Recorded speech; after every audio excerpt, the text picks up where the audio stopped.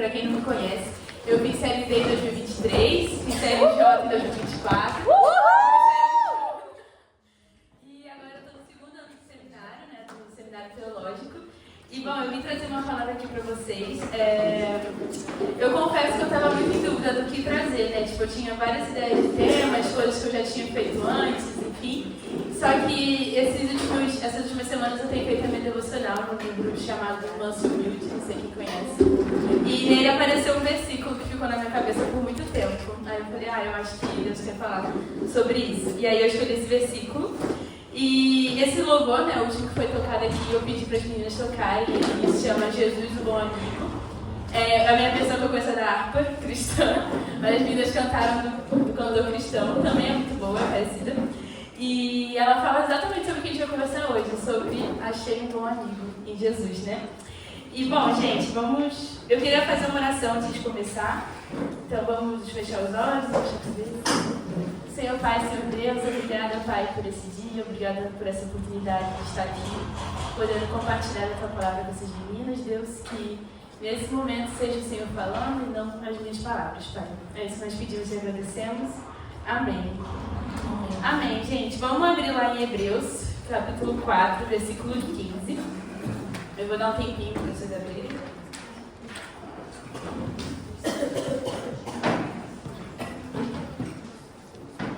A minha versão eu vou ler na NVI, mas escolha da sua preferência. Lá em Hebreus 4, versículo 15, diz assim: pois não temos um sumo sacerdote que não possa compadecer-se das nossas fraquezas, mas sim alguém que, como nós, passou por todo tipo de tentação, porém sem pecado. Só para dar uma contextualizada, o livro de Hebreus, ele tem um propósito, né, de encorajar os cristãos judeus a não abandonarem a fé e a persistirem mesmo em minhas provações, né? No contexto, não se sabe exatamente quem foi o autor de Hebreus, tem várias suposições, mas o foco do livro era encorajar os cristãos a permanecerem na sua fé, né? Porque era um momento de muito conflito com o judaísmo, o cristianismo nascendo, e cada um fala uma coisa, e o pessoal estava, querendo desistir, né, abandonar. E aí o autor escreveu esse livro com esse foco. E a principal forma de encorajar esses cristãos era demonstrando como a nova aliança que foi instituída por Cristo, né, quando Cristo veio, era melhor que a antiga aliança, que era a aliança do judaísmo, né? Então, através de Cristo, e a superior antiga aliança, destacando que Cristo é o cumprimento das promessas feitas a Israel e a nós como igreja. E bom, nesse texto a gente pode observar que Jesus ele é o nosso sumo sacerdote que pode compadecer-se de nossas fraquezas, não só sentindo pena ou se solidarizando de uma forma distante, mas como alguém que sente junto, né? A palavra compadecer significa sofrer junto. Então ele entende as nossas dores, ele entende os nossos momentos de sofrimento, né? E nesse texto a gente pode observar que Jesus pode compadecer-se de nós, pois foi tentado em todas as coisas, mas sem pecar. Mas antes de entrar nessa questão do sumo sacerdote, explicar o que é o sumo sacerdote no Antigo Testamento, no Novo, enfim, eu queria ler uma frase que eu li num livro uma vez, numa pregação do Jonathan Edwards, que se chama Pecadores nas Mãos de Deus Irado, que não há nada que impeça os homens ímpios em nenhum momento de irem para o inferno, exceto o puro prazer de Deus. Nós somos pecadores e nós precisamos de Jesus. A única forma de chegar a Cristo, de chegar à eternidade, à vida eterna e alcançar qualquer coisa que não seja o inferno é através de Cristo. E essa frase eu acho que ela é bem direta, assim, né? A primeira vez que eu li eu fiquei assim, até processando alguns segundos, porque como pecadores precisamos reconhecer que sem Jesus não temos nada e não somos nada. Um dia no Éden o pecado entrou na humanidade e desde então fomos separados de Deus, de quem Ele é e de quem nós somos nele. Então, eu acho que a gente começar com isso é sempre bom para a gente lembrar da nossa condição, do nosso coração e lembrar que nós não merecemos, né? A única forma de não chegarmos ao inferno é o puro prazer de Deus e a pura graça e misericórdia dele, porque nós temos um Pai imensuravelmente misericordioso, bondoso e gracioso, que nos deu o Filho, que é a nossa esperança. Então, o único caminho que nós temos é Cristo, né? Então, o primeiro ponto que eu queria trazer para vocês é que nós temos um amigo sumo sacerdote. Aí eu peguei esse trechinho específico. pois não temos um sumo sacerdote que não possa compadecer-se das nossas fraquezas.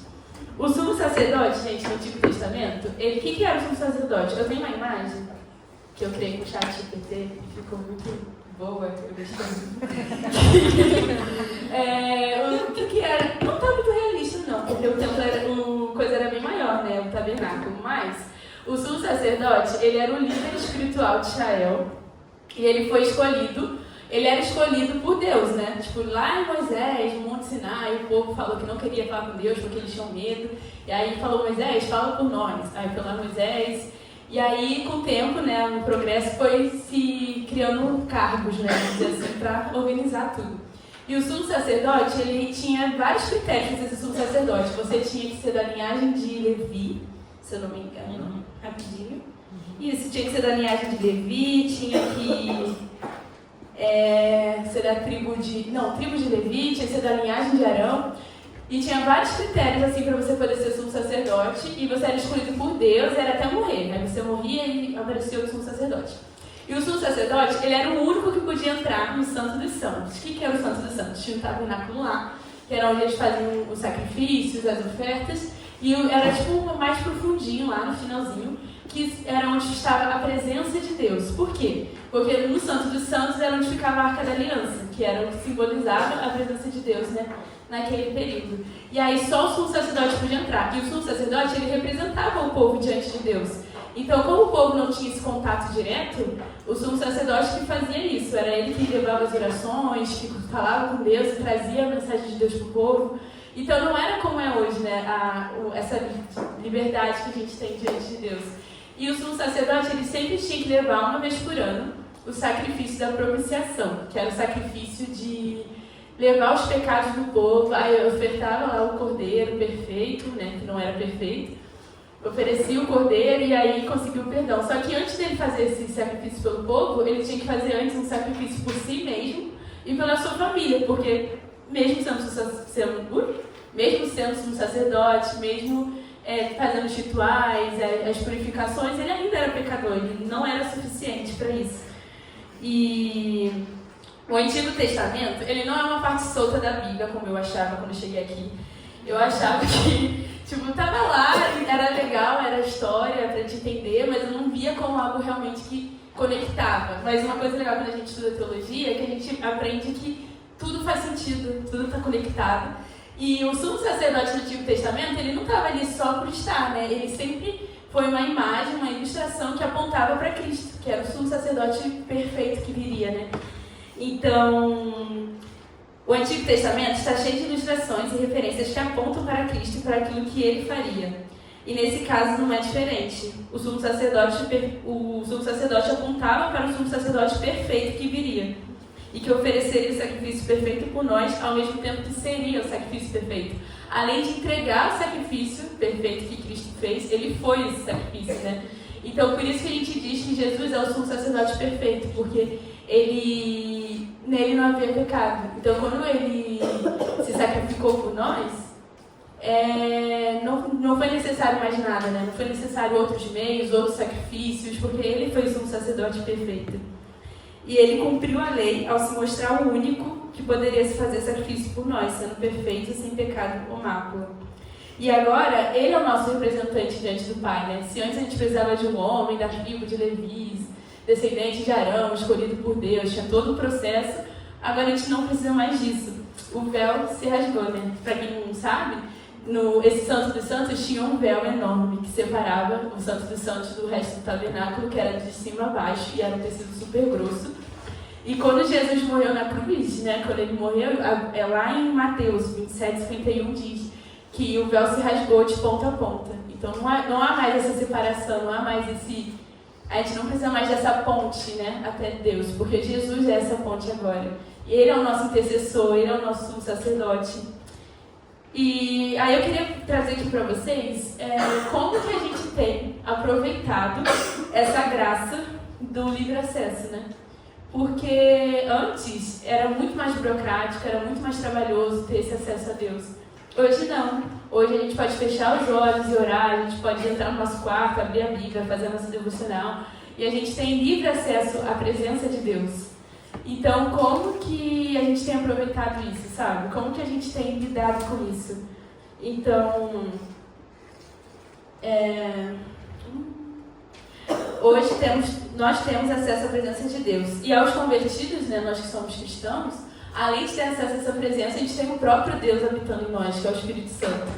Então, como temos aproveitado essa graça compartilhada conosco? Temos buscado aproximação em relacionamento? Ou nós estamos agindo com indiferença? E aí, o que eu queria trazer para vocês era um exemplo, né? Tipo, imagina que você tem, foi chamada para viver em um reino. Aí eu pensei no livro da seleção, gente, quem leu? Ai, ótimo, que bom. Eu amava, a gente era viciada nesse livro. E aí, eu pensei na ideia dela, de tipo assim, ela era pobre, eu vou contextualizar pra quem não leu, né? Ela era meio pobre, assim, no reino e tal. E aí, ela é chamada pra viver dentro do palácio, junto com o príncipe, pra ver se ele ia querer casar com ela. Mas esse não é o foco de hoje. E aí, só que eu pensei muito nisso, porque ela foi chamada pra viver no palácio, ela foi chamada pra ter acesso a coisas que ela nunca teria na vida dela. Tipo, ela se alimentava muito bem, havia roupas e tudo. E lá no palácio ela conseguia levar recursos para a família dela, que também passava dificuldade. Só que ela fica o livro inteiro querendo ir embora. E eu ficava assim, gente, por quê? Tipo assim, não era tirando o foco da questão do príncipe, do casamento, enfim. Ela estava tendo uma oportunidade incrível de, tipo, mudar de vida, de ter acesso a coisas que ela nunca teria. E ela ficava o tempo todo querendo ir embora, porque ela preferia a realidade mais ou menos dela, né? E uma coisa que isso me levou a pensar é que nós somos, como a menina no livro, né, América, o nome dela, nós também somos chamadas ao reino, nós somos chamadas a comer na mesa do rei, nós somos chamadas a estar no palácio com Deus, nós somos chamadas a viver no reino dele e muitas vezes nós preferimos nada, não é nem como se a gente fosse algo pior, porque não é nada, né? E então, é mais ou menos isso que fazemos com o Senhor. Nós somos herdeiras dele. Temos acesso à sua presença, a coisa mais valiosa que podemos possuir. Mas preferimos nos contentar com pouco, ou melhor, com nada. A nossa incredulidade, falta de confiança no Senhor, nos faz esquecer quem Ele é e quem nós somos nele. Então, assim como a América no livro, que estava tendo um acesso incrível a uma oportunidade, ela foi indiferente. Ela queria ir embora, ela queria viver no mundinho dela. E muitas vezes nós fazemos isso com o Senhor, né? Então, em Cristo nós temos um sumo sacerdote perfeito e o único que é suficiente para fazer e ser o sacrifício que precisamos. E Ele, esse mesmo sumo sacerdote, nos chama de amigos. Ele nos ama e se compadece de nós, sente nossas dores e aflições conosco. A palavra compadecer significa sofrer com, compreender de forma íntima o que o outro está passando. Então, em Jesus, nós temos esse sumo sacerdote, nós não precisamos mais de alguém ir lá no Santo dos Santos fazer uma oferenda não é sacrifício, perdão, fazer um sacrifício de propiciação pelos nossos pecados, porque agora a gente pode fechar os olhos e orar e pedir perdão, e a gente tem esse livre acesso. E aí, novamente a pergunta, como vocês têm lidado com isso? E eu falo, tudo que eu estou dizendo aqui, gente, aplica 100% a mim mesma, porque muitas vezes a gente acaba tratando Deus na rotina. A gente coloca Jesus na nossa rotina, no nosso...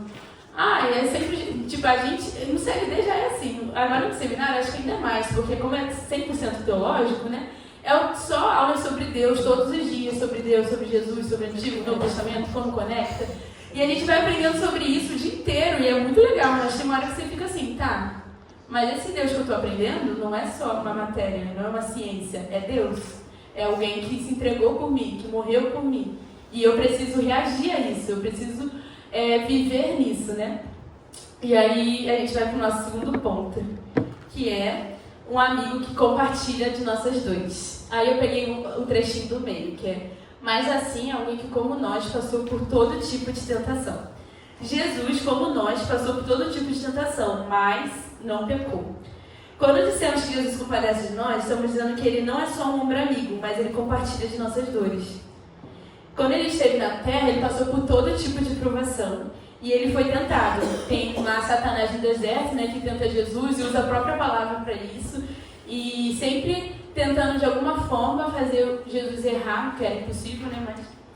em toda a sua divindade, Ele persistiu sem pecar. Jesus nunca pecou. E isso, essa santidade de Deus, que é uma santidade plena, completa, dá autoridade a Ele para dizer para nós: vocês podem suportar toda a dor, todo o sofrimento, porque eu suportei. E vocês não fazem nada sozinhos, vocês fazem tudo através de mim e do meu poder, né? Costumamos olhar para Jesus como alguém distante, que adoramos e bendizemos, mas nos esquecemos que Ele está mais próximo do que imaginamos. A gente se esquece que Deus é um Deus pessoal, é um Deus de relacionamento, e Ele quer mais do que apenas adoradores, mas pessoas que se relacionam com Ele, né? Um exemplo que eu peguei para trazer para vocês, eu tenho até uma imagenzinha que eu gostei, que é um quadro do século XVII, do Simon de Vos, não sei se é assim que fala, que é sobre a ressurreição de Lázaro. Aí eu peguei para ilustrar a história e eu achei que combinou com a estética do slide. E essa história é sobre a ressurreição de Lázaro, né? Eu fui ler, gente, e a gente sempre foca na ressurreição, né? Não deu certo, mas a gente perde os versículos anteriores, que como podemos ver a história de quando Lázaro, um dos melhores amigos de Jesus, vem a morrer. Maria e Marta, suas irmãs, tentaram chamar Jesus quando ele ainda estava doente, mas Jesus não foi imediatamente. E aí, quando Jesus chega na casa deles, Lázaro já estava morto há 4 dias. E aí Marta chega para Jesus e diz assim: se tivesse chegado antes, teria conseguido salvá-lo. E Jesus responde: eu sou a ressurreição e a vida. Quem crê em mim, ainda que morra, viverá. Depois que Jesus diz isso, Marta chora. E depois Jesus chora. Jesus chorou com Marta, né? E depois que sabemos que Jesus ressuscita Lázaro... Depois nós sabemos que Jesus ressuscita Lázaro. Mas o que essa passagem nos ensina é que Jesus sente. E Ele não só sente, como Ele compartilha de nossas dores. Lázaro era amigo de Jesus, era uma família amiga de Jesus. Tanto que tem várias histórias com as mesmas personagens, né? Maria, Marta, Lázaro. E quando Jesus vê Lázaro morto, quando ele se compadece da situação, ele se compadece de Marta e de Maria, ele chora junto. Porque Jesus se compadece de nós, ele sente conosco, né? E talvez o seu momento de sofrimento agora não seja a morte de uma pessoa, talvez seja, eu não sei. Mas talvez o seu momento de sofrimento agora seja outras coisas. Eu peguei algumas ideias, né? Talvez você esteja frustrado com as coisas, como as coisas têm sido. Talvez o CLD não está sendo da forma que você imaginou, que você sempre sonhou, desde que você tinha 12 anos na TV, que você ouviu a primeira vez o Roberto falando de CLD. Talvez você esteja frustrada com as situações da vida, com os seus relacionamentos, com as suas amizades, ou com a falta dos seus relacionamentos. Talvez você esteja pensando: por que as coisas estão dando errado? Por que as coisas não estão sendo da forma que eu sempre imaginei? E não sei, e não consigo adivinhar o que exatamente que você está sentindo, mas o Senhor sabe. E eu não sei o que tem abatido a sua alma, mas sei que em Jesus você tem alguém que se compadece, que sente com você e que chora com os que choram. Jesus chorou com Marta, Jesus chorou com Maria, porque Jesus sabia que Ele iria ressuscitar Lázaro, Ele sabia do seu poder, Ele sabia da grande história, mas Ele chorou. Porque mesmo sabendo, Ele se compadeceu. Ele se compadece de nossas dores, de nosso sofrimento. Porque Ele sabe o que é passar as dores que a gente está passando. Ele foi tentado em todas as coisas, mas Ele não pecou, porque Ele é Deus. Aí um exemplo que eu trouxe, gente, eu decidi me expor um pouco. Foi na semana passada. Sexta-feira passada, gente, foi um dia bem ruim pra mim, viu? Porque... eu entrei em crise com várias coisas e tal. E aí foi na aula de homilética, que era essa matéria aqui. Aí era o café, não sei se vocês conhecem, ele tava dando aula. Aí eu tava sentadinha lá do lado da minha amiga, que não tá aqui, a Aninha, e eu chorei a aula inteira. E o café olhava pra mim assim, tipo, na aula, e eu tava chorando tanto que ele ficava desviando o olho assim, porque se ele olhasse muito ele ia ter que falar alguma coisa. Aí ele ficou desviando assim o olho, porque... Aí eu tava em crise, porque eu tava, me deu uma coisa assim, e aí eu comecei a pensar em tudo. Eu tava com muita saudade do meu pai, e aí eu tinha ligado pro meu pai não podia me atender, aí eu fiquei chorando porque meu pai não me atendeu. E aí eu tava com saudade de casa, e eu tava refletindo sobre tudo, né, sobre as decisões que eu tenho tomado, sobre questões de ministério, de estar aqui, várias coisas, né, a gente vai pensando assim, eu fiquei meio mal. E eu tava chorando muito, só que quando esse dia tava acontecendo, eu já tinha começado a escrever essa pregação pra vocês. E na aula, o Café está falando exatamente disso, sobre como a pregação que a gente escreve, que a gente prega, deve ser algo que bate no nosso coração primeiro, né? Antes de ir pro público, para as pessoas. E aí, enquanto ele falava, eu fui lembrando as coisas da pregação e isso foi algo muito assim, muito forte para mim. Porque eu me lembrei de que tudo aquilo que eu estava sentindo, toda aquela dor, sofrimento, a angústia, medo das decisões, medo de tudo dar errado, medo de tudo dar certo, o que é dar certo para Deus, que é diferente do meu dar certo. E aquele medo todo, e aí eu fiquei assim, gente, que loucura. E aí eu fui lembrando disso, de que por mais que eu tenha medo, por mais que eu tenha por mais que eu esteja passando por esse momento de dor e de sofrimento, eu tenho um Jesus que se compadece, que entende os meus sentimentos, entende o meu momento de dor e se compadece de mim, né? E isso é muito bom, assim, porque me tirou daquela caixinha do tô escrevendo para elas e me lembrou que o Jesus precisa falar isso comigo também, né? E nenhuma dor é maior do que aquele que sofreu a maior dor de todas, a dor de carregar sobre si todos os nossos pecados. Então, isso nos leva para o nosso próximo ponto, que é... Gente, eu tinha botado para cronometrar, eu esqueci de apertar iniciar. Mas tudo bem. Calma. Eu não apertei, mas tudo bem. Estava errado, Pedro. Em um amigo temos tudo o que precisamos para suportar. Esse é o nosso terceiro ponto. Aí eu peguei o finalzinho do versículo, porém sem pecado. Jesus não pecou, então ele é suficientemente santo para vencer o pecado. E somente através dele podemos vencer o pecado e atravessar as circunstâncias difíceis. Aí, um costume ruim que nós temos, nós, pecadores miseráveis, é de se achar autossuficientes. E é uma coisa que eu luto constantemente com isso. Um costume ruim que temos como pecadores é acharmos que somos autossuficientes. Constantemente pensamos que podemos lutar as nossas lutas sozinhos, né? Queremos guardar os nossos corações sozinhos, lutar contra o pecado sozinhos, conquistar os nossos objetivos sozinhos, chegar onde a gente tanto deseja sozinhos. A gente tem esse hábito de achar que, pela nossa própria força, se esforçando, fazendo do nosso jeito, a gente vai chegar lá, né? E aí a gente se esquece que vivemos com um Deus que é fiel, um Deus que é capaz de nos ajudar a suportar todas as nossas dificuldades em momentos difíceis, pois Ele é santo. Aí em 1 Samuel, eu não botei aqui, que eu vou ler rapidinho, 1 Samuel 2,2 diz que ninguém é santo como o Senhor, não há outro Deus além dele. A santidade de Deus nos mostra seu estado de pureza. Ele não apenas não peca, como é o oposto do pecado. E a santidade de Deus repele tudo aquilo que não é santo, tudo aquilo que não é perfeito, né? E a santidade de Deus, ela deve nos levar a temer a Ele. Quando a gente entende o que é santidade, o quão Deus é santo, quando a gente entende isso deve nos levar a temer a Deus, a ter esse temor mesmo, um medo santo, né? A gente, olha, Deus é santo. Mas isso também deve nos levar a confiar, deve nos trazer paz e certeza de que Ele é santo, Ele é fiel e Ele é justo com seus filhos.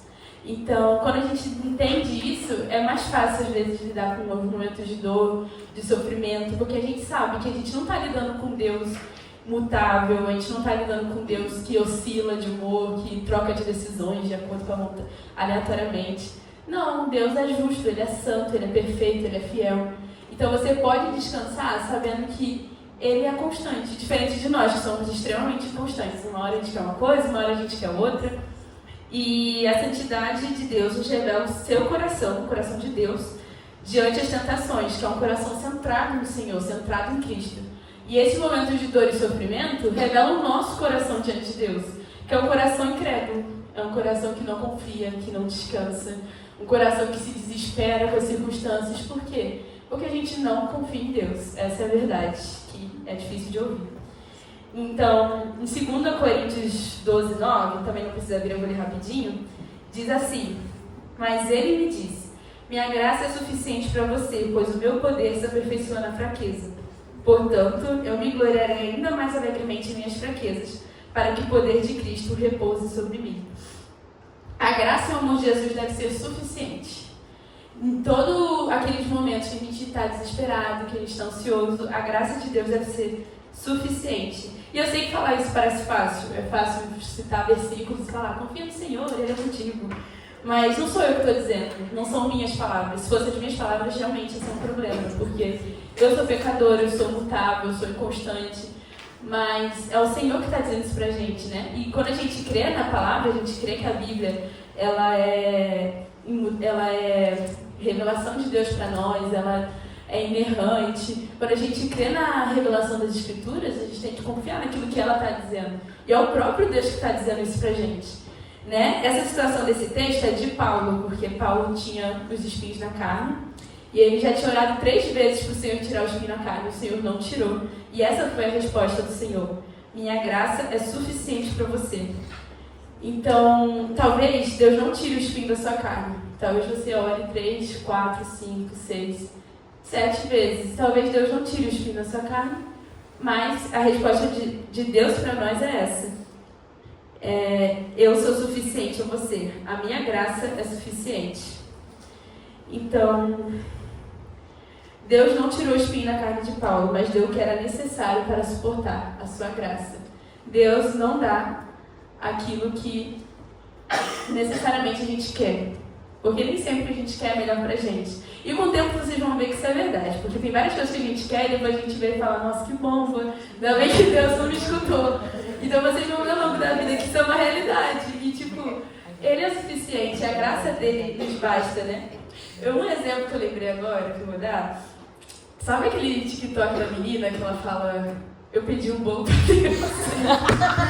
Aí ela fala, mas ele não me deu bolo, ele me deu ovo, a farinha, óleo, que virou meme porque ela sempre repete esse vídeo.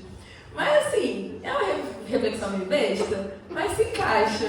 Às vezes, Deus, a gente pede exatamente alguma coisa pra Deus. Deus, tira a espinha da minha carne, Deus me ajuda com isso, Deus me dá aquilo, Deus, eu preciso disso, se você me der isso, aí vai estar bom. E às vezes Deus não vai te dar o bolo, Ele vai te dar o que você precisa para lidar com a situação, que é a graça dele, que é suficiente. Ai, gente, foi muito pensamento intrusivo, eu lembrei e soltei. Mas enfim, gente, mas vamos caminhando. Deixa eu ver se tinha. Aí tem essa frase que eu gosto muito do livro, né, que eu falei pra vocês, Manso e Humilde. A nossa dor nunca prevalece sobre aquele que dela compartilha. O Senhor Jesus compartilha as nossas dores e nenhuma dor é maior do que o próprio Deus, que é Cristo, né? Então, gente, caminhando já, quando Cristo logo... deixa eu pegar a frase aqui para vocês verem junto. Não botei. Isso. Quando Cristo for tudo que temos e somos, o raso não será mais suficiente. Enquanto não buscarmos uma vida de profunda intimidade e relacionamento com Deus, entendendo que somente Ele pode nos capacitar a amá-lo e servi-lo, não poderemos desfrutar de sua amizade. Cristo é suficiente, através de sua identidade podemos descansar sabendo que é um Deus que cuida e se compadece de nós. Só que, gente, é aquilo que eu estou dizendo desde o início. Deus é um Deus de relacionamento. Jesus é um Deus de relacionamento. E Ele compartilha as nossas dores, Ele se compadece de nós, Ele sabe o que a gente está sentindo, o que a gente está enfrentando. Mas para ter acesso a essa amizade, para ter acesso a esse Deus, a gente precisa de relacionamento. Não porque é a nossa força, é quantas devocionais você faz, quão longa a sua devocional é, o quanto você desenha bonitinho na Bíblia. Mas é o quanto você tem buscado ao Senhor de todo o seu coração. Cristo, assim como os israelitas precisavam de um sumo sacerdote para fazer os sacrifícios de expiação, nós temos o nosso sumo sacerdote, que é perfeito, sem pecado. Assim como em uma semana difícil, a gente quer desistir, largar tudo, chutar o balde, igual eu estava sexta-feira, a gente pode ter a certeza absoluta de que Jesus está olhando por nós. A gente pode ter a certeza de que há um Deus que cuida de nós, que está prestando atenção, que sabe o que você está sentindo. Então, como tem estado o seu relacionamento com Deus? Como você tem buscado a Deus? Como está o seu coração em relação a isso? Será que Deus virou um compromisso na sua agenda? Tipo, fazer devocional todo dia, eu tenho fomes, ou eu faço por hábito, que eu sei que tem que fazer e tal, aí alguém posta uma coisa legal, do efeito Prisma, eu reposto, faz parte do meu cotidiano, do meu vocabulário. Mas será que isso realmente tem estado no seu coração? Será que você realmente tem buscado o Senhor de todo o seu coração? ou só se tornou um hábito? Que é muito fácil acontecer isso aqui dentro, né? Principalmente, no mundo também, mas principalmente aqui dentro. Então, daqui a pouco vocês vão para a PV, daqui a pouco algumas vão para instâncias, TMs vão fazer estágio nas igrejas, em organizações. E vocês vão ter oportunidades incríveis de servir a Deus, com as ações de vocês mesmos, com as obras. Vocês vão ter oportunidade de conversar com pessoas, falar de Jesus, de servir talvez escondidinho na cozinha. Vocês vão ter oportunidade de fazer muitas coisas legais, vai ser uma fase legal da vida de vocês. Mas o que você tem buscado com isso? O que seu coração tem buscado com isso tudo? Será que é servir ao Senhor, glorificar a Deus, conhecer a Cristo e fazê-lo conhecido? Ou será que é que você está tentando preencher vazios do seu coração com essas coisas, né? Então, a gente precisa acordar para a realidade. Vivemos a fé de nossos pais por muitos anos. Agora, esse posicionamento precisa vir de nós, de um coração quebrantado. Eu falo isso por mim, né? Que quando eu cheguei no CLD, a minha experiência com a fé era muito rasa ainda. E era muito essa questão de viver a fé dos meus pais. Eu sei que meus pais acreditam. E aqui eu percebi que eu tinha que tomar uma posição de, eu creio nisso, então agora eu preciso viver para isso, né? Então, o único sacrifício que o Senhor deseja de nós é um coração quebrantado. Temos um bom amigo em Jesus. Ele é o escolhido dos milhares para nós. E uma boa amizade requer correspondência. Você tem correspondido ao Senhor? Você tem correspondido ao Senhor? Ou só usado ele como um slogan para as coisas que você faz? Para o moletom do CLD? Para o dump lá após a PV? Você vai postar um monte de fotos servindo. Aí vou botar alguma frase legal sobre Jesus. Ou será que você realmente tem amado a Jesus? Você realmente tem buscado viver a sua vida com excelência para Ele? E claro, gente, a gente vai errar, a gente vai pecar. Nós não somos perfeitos, nós somos pecadores. Mas onde o seu coração está, sabe? Ele está numa posição de, eu preciso crescer, eu preciso conhecer a Deus? Ou você está só no automático, vivendo da forma que dá para viver? Né? Então, o que Jesus tem sido para você? Um amigo, um salvador, um sumo sacerdote? Ou ele tem sido apenas um nome na sua rotina? Seja fiel a Deus, ame a Ele sobre todas as coisas, não porque você vai ganhar algo em troca, mas ame ao Senhor porque Ele te ama. Corresponda ao amor do Senhor. Lembre-se que Deus é um Deus pessoal. A salvação, gente, é pela graça, não é por mérito, não vem de vocês, provém de Deus, pois não provém de vocês, provém de Deus, que é dom divino. A salvação não provém de nós, provém de Deus, não é pelo que vocês fazem, mas é por mérito de Deus somente, do próprio Cristo, né? Mas, mesmo assim, como você tem vivido? Como o seu coração, suas ações refletem a Cristo, sabe? Então, Ele está de braços abertos. Corresponda ao chamado que Ele tem feito. Ele está de braços abertos. Ele é o maior interessado na sua salvação. Ele é o maior interessado na sua vida cristã.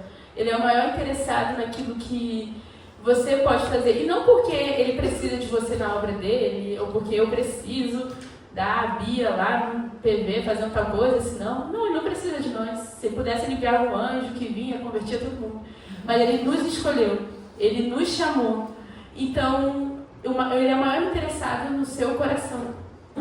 Então, como que você tem vivido a sua vida? Como você tem buscado o Senhor? Eu queria fazer vocês saíssem se questionando com isso. E levem isso também com vocês. Corresponda ao amor do Senhor. Ele está de portas abertas, de braços abertos, porque Ele é o maior interessado. Só que agora a gente precisa corresponder. Se a gente ficar tratando com indiferença, empurrando com a barriga, e vai assim mesmo, tá tudo bem, a gente não vai ter uma vida cristã admirável e excelente diante de Deus. Então é isso que eu queria trazer para vocês, gente. Eu espero que tenham gostado. Eu vou fazer uma oração para a gente terminar. Vocês tocam de novo? Não, né? Então tá bom. Vou fazer uma oração para a gente terminar. Eu espero que vocês tenham gostado genuinamente. E, gente, só um recadinho que eu vou dar, assim, a gente está sempre aqui no núcleo, aqui no PV. Se vocês quiserem conversar, pode me falar com a gente, que às vezes é turma diferente, aí fica meio assim, ela vendo a dela. Não, pode me falar, conversar, que eu gosto muito de vocês, viu? Vamos orar, gente. Senhor Pai, Senhor Deus, nós te agradecemos, Pai, por esse dia, por essa oportunidade e por tudo que o Senhor falou aqui hoje, Deus. Que tudo isso que foi dito, Deus, antes de chegar ao coração dela, chegou ao meu, Deus. E eu realmente preciso mudar, eu realmente preciso corresponder corretamente ao teu amor, Deus. E obrigada porque o Senhor permanece de braços abertos para mim, Deus, assim como o Senhor permanece para elas. Que a gente possa perceber, Deus, aquilo que a gente precisa mudar, aquilo que a gente precisa dedicar mais tempo ao Senhor e que a gente possa chegar ao final e perceber que nós vivemos uma vida digna de excelência, não por mérito, mas pela tua graça, Pai. É isso que nós pedimos e te agradecemos. Amém. Amém. Amém.